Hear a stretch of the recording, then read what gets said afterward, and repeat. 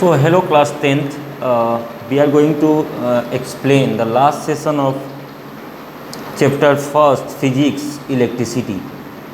इस चैप्टर में हम बात करेंगे इलेक्ट्रिकल पावर और हीटिंग इफेक्ट ऑफ इलेक्ट्रिसिटी का. So first we start heating effect of electricity.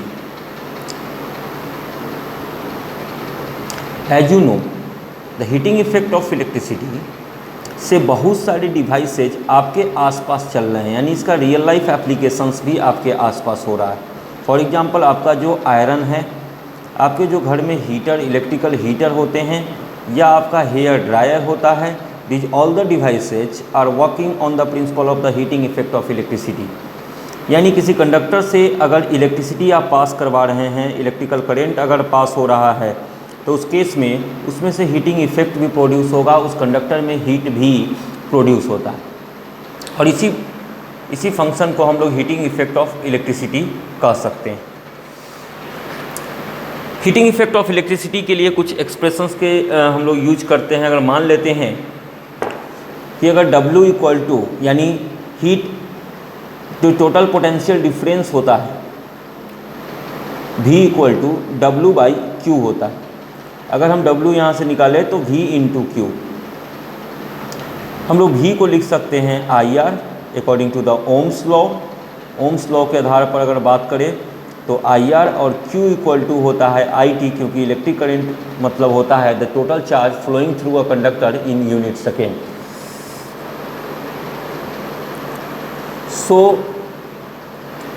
V equal to IR और Q इक्वल टू IT यहाँ पर पुट करते हैं तो W equal to IR into IT. जितना वर्क डन होता है वही एनर्जी के बराबर होता है, H for heat energy, so I² R into T. इसको हम लोग जूल्स हीटिंग रूल भी कहते हैं. इससे कुछ बातें निकल के आती है. जैसे पहली बात जूल्स ने बताया कि जो हीट प्रोड्यूस होगा और डायरेक्टली प्रोपोर्शनल होगा उसके इलेक्ट्रिक करंट को, अगर रेसिस्टेंस को कांस्टेंट रखे तब उसमें जो हीट इफेक्ट प्रोड्यूस होगा वो डायरेक्टली प्रोपोर्शनल होगा रेसिस्टेंस के, अगर इलेक्ट्रिक करंट को कांस्टेंट रखे तो.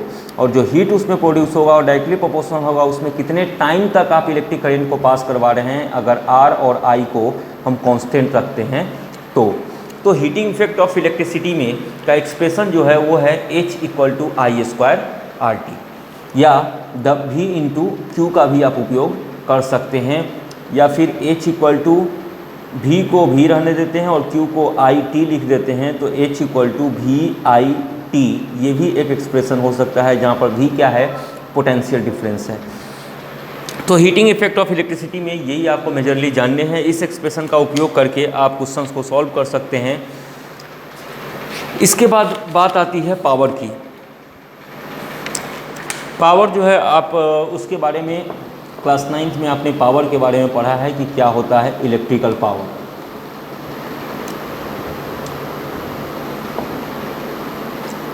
इलेक्ट्रिक पावर हो या कोई भी मशीन की पावर हो, किसी व्यक्ति की पावर हो, यानी जितना वर्क डन वो कर रहा है यूनिट टाइम इंटरवल में, उसी को हम लोग कहते हैं क्या, power.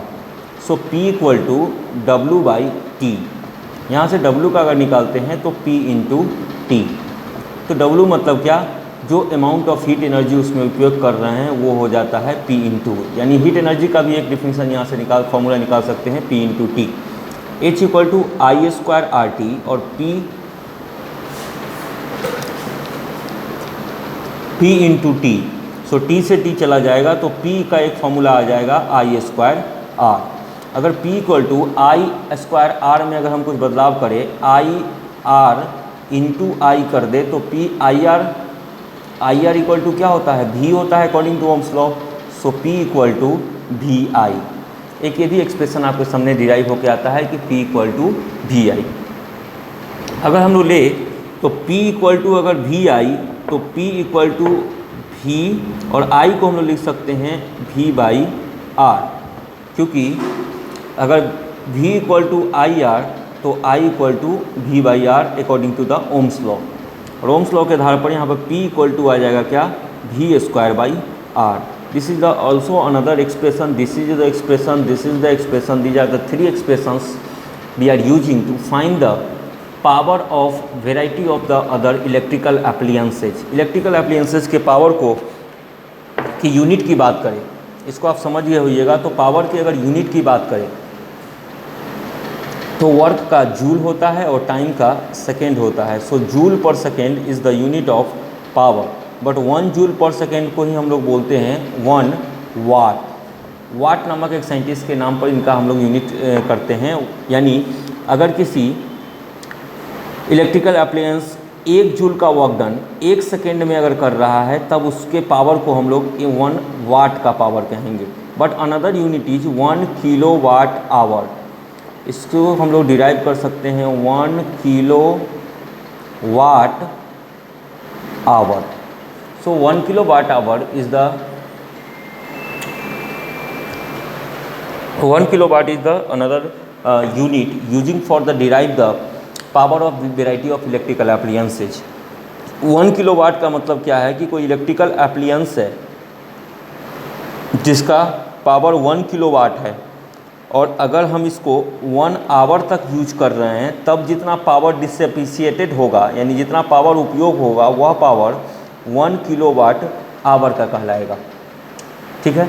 This is the also a commercial unit of electricity. आपके घर में जो इलेक्ट्रिक बिल बन के आती है वह इलेक्ट्रिक बिल भी 1 किलोवाट आवर में ही डिसेप्रिशिएटेड होता है। और इसके अलावा इसको हम लोग 1 यूनिट भी बोलते हैं। 1 किलोवाट आवर का ही मतलब 1 यूनिट होता है। यानी अगर इलेक्ट्रिकल एनर्जी को बिलिंग होता है, अगर मान लीजिए कि 1 यूनिट का दाम 7 रुपया है, 7 रुपीज़ है, तो अगर आप 10 किलोवाट आवर यूज कर रहे हैं पावर तो 7 × 10 किलोवाट आवर यानी 70 रुपीज़ आपके बिलिंग का साइकिल होगा। 100 यूज कर रहे हैं तो ये 700 रुपये आ जाएंगे।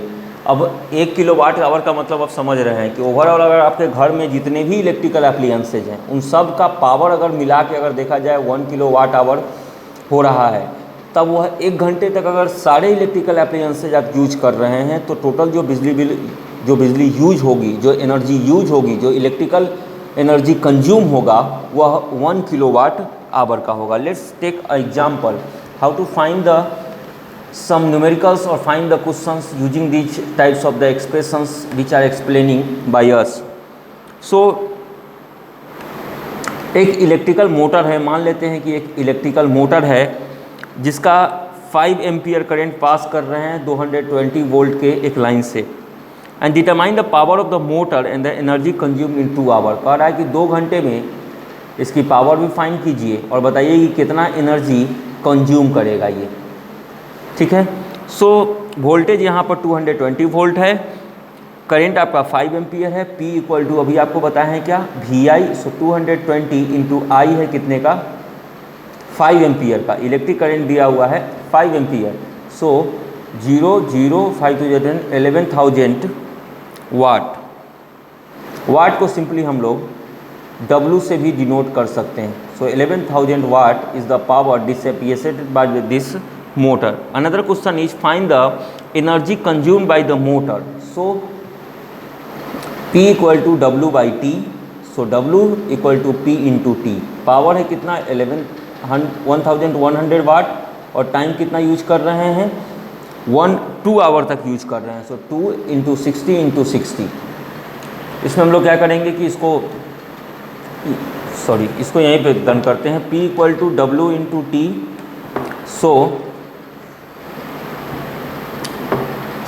W by T। so W equal to P into T।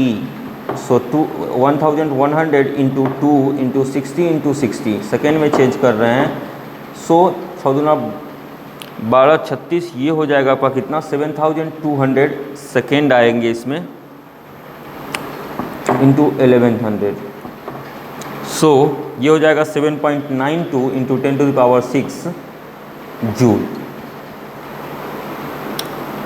सो इसका पावर हो गया कितना 11,000 वाट और जो एनर्जी टोटल एक्सट्रैक्ट करेगा वो कितना है 7.96 इंटू 10⁶ joule. So this is the an example how you can solve the questions of numericals take the another example how to find the electrical energy dissipated by any device. So एक question है कि compute the heat generated, कितना heat generate होगा, कितना heat generate होगा, इसको जरा find करना है। And while transferring a charge of 96,000 coulomb of charge in 1 hour, time कितना है 1 hour, so change them into 1 into 60 into 60, so I यहाँ से निकाल सकते हैं Q into T, Q by T, so 9600 into 60 into 60 96,000 है, so 960 by 36, so 80 by 3 ampere, that is the electric current 80 by 3. So how much amount of the heat energy generated, that is the I square RT. I इसमें कितना है 80 into 3, sorry इसको इसमें I square RT आप मत use कीजिए क्योंकि V दिया हुआ है आपको, तो H इक्वल टू यहाँ पर यूज कर सकते हैं आप V इंटू आई स्क्वायर RT में IR और इंटू IT कर सकते हैं। तो IR क्या हो जाएगा V और IT हो जाएगा क्या Q, या IT को IT रहने दीजिए, तो V आपका दिया हुआ है V into I into T,